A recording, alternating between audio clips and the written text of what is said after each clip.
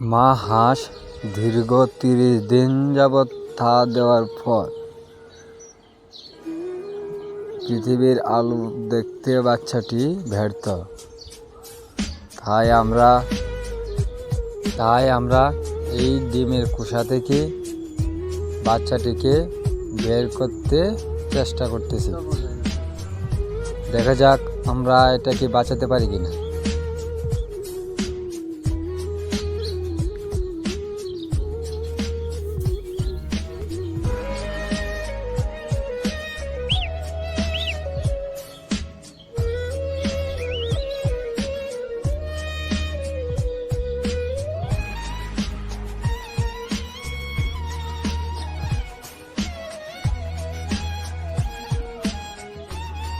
বাচ্চাটি এইমাত্র মুখ বের করে নাড়া দিল, দেখলাম।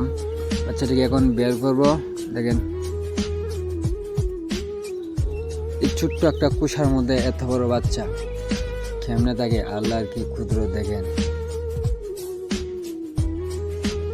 বাচ্চাটিকে এখন বের করলাম।